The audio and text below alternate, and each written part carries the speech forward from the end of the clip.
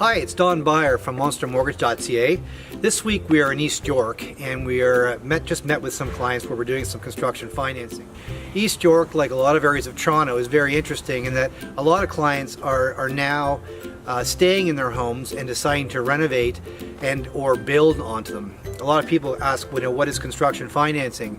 Well, it can be something as simple as adding a family room to the back of your home, a second story to your house, or redoing the entire property. And a lot of clients these days have decided to stay in their homes to renovate their properties, which is construction financing.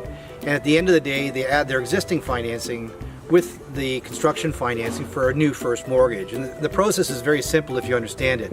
It's just not simple if you're a bank, because the banks do not participate in this type of financing. So today we are meeting with a client. We're going to be doing 3 advances on their home, $500,000 renovation / new home. And they're going to avoid real estate fees, they're going to avoid land transfer tax, they're going to avoid a lot of the redecoration that may come with renovating part of a home opposed to the entire house. And at the end of the day, they're going to stay in the communities where they live and where their kids go to school. So it's a bit of a win-win.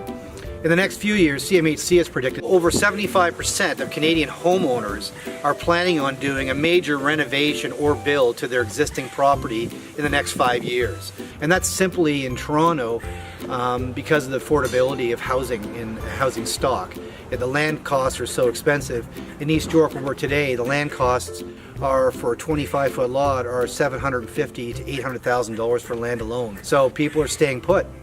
Anyway, over the next couple of weeks, we'll be back here looking at other properties, and I encourage you to listen in to our program, and thanks for watching today.